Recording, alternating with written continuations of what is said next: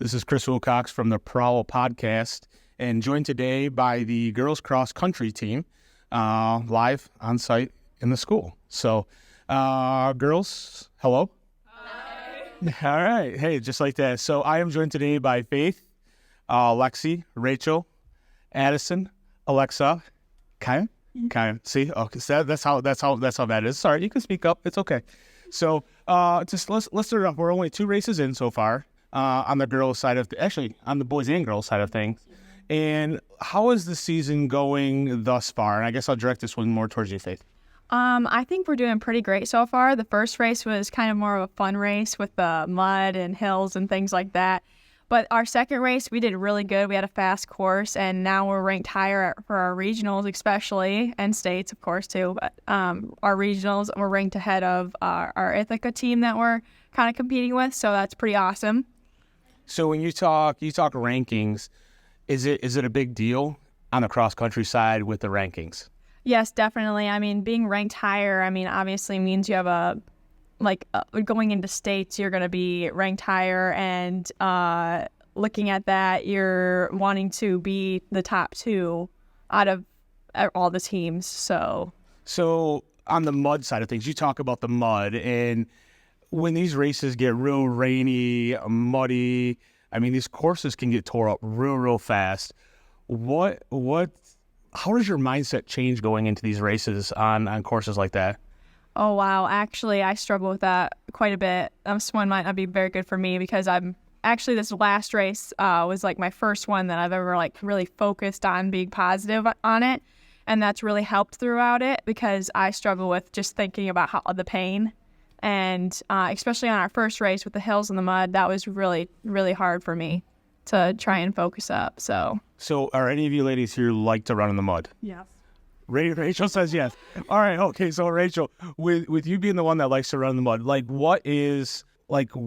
does your mindset change when it's completely muddy outside? Do you know that you have an advantage maybe over some or no? I don't think it's an advantage. I think it's just the fact that I probably like to run in the mud more than a couple other girls might. And maybe they might slow down a little bit more than I might for the mud. Just basically that.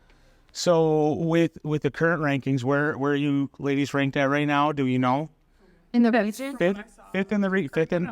First in the region, 5th in the state. First in the region, 5th in the state. So that's a pretty high level right there. Already going into the season. So as we talk about the rankings, do the rankings get talked about a lot during practice? Do they get talked about? Yes. Oh, maybe too much. Yeah, maybe too much. Well, paper today, I think of just all of the rankings. Just Jeff printed them all out for us. After every race, he gives us a new ranking that we are at. Yeah.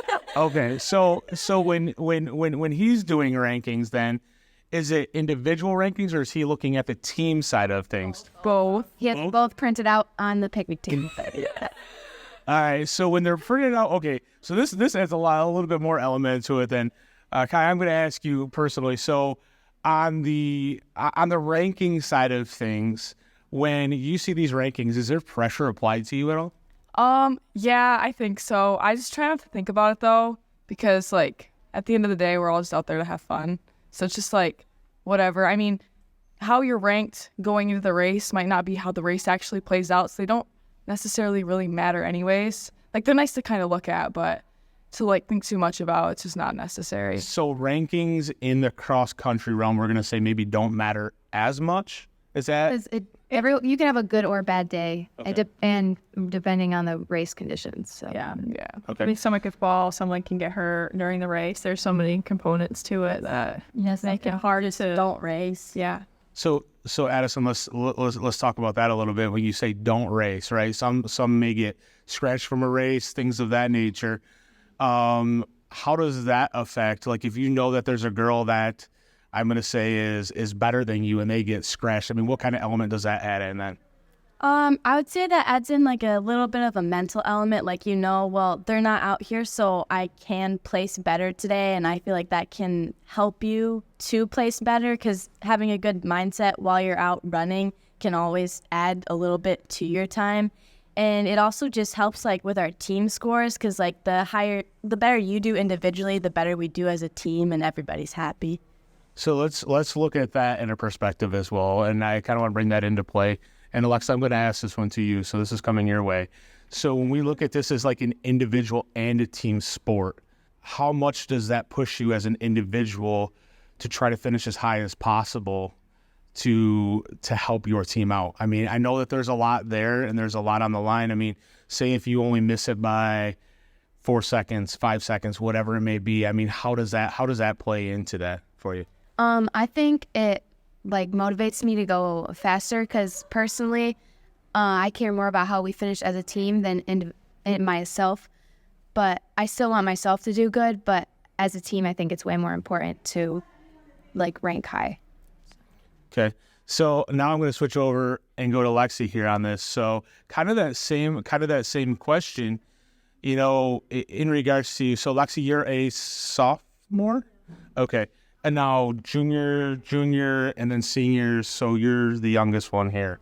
All right. So I'm going to say being the younger one on the team right now, how does that mindset maybe change for you? Does the mindset change at all for you going into this season? Or how does your mindset going into races? I think it's cool being with the upperclassmen.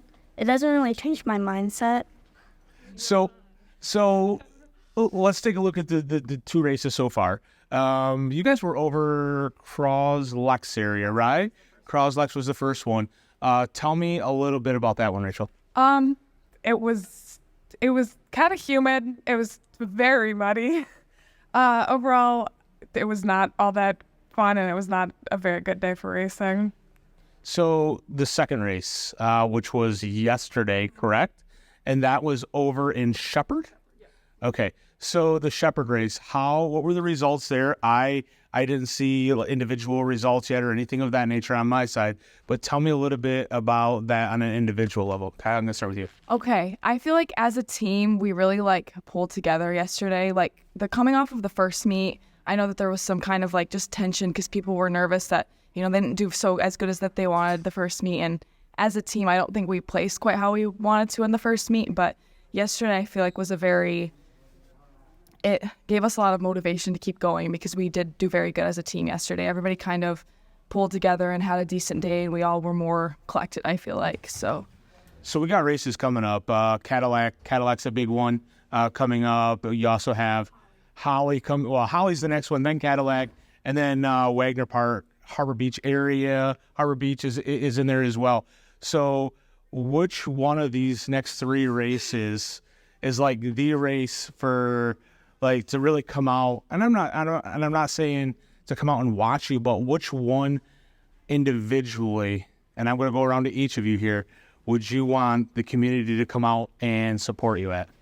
Ooh, I like Harbor Beach the best because I think that's the funnest meet out of them all. I don't know if it's just the best to race on, but I mean it's flat, and there's a beach there. We have our little picnic that we have set up. So I think it's an awesome meet to attend, and there's a park and everything, so it's fun for kids. So, Lexi, same.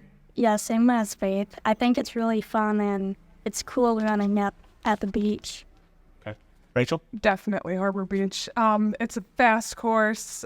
Usually it's very nice when we run there, so we all get pretty good times. I would have to agree on Harbor Beach. It's a pretty good course, and like Rachel said, it's partway through the season, so the weather's normally pretty nice, and it's always fun after and in between like the different races because we have like our team picnic and like we jump in the water after the races and stuff. Alexa? I've never raced at Cadillac, so I don't really know how that course will be, but I would say like Harbor Beach because that's when we get like our fastest times probably, and it's like middle of the season where we have tons of training and it all just like kind of pays off that race.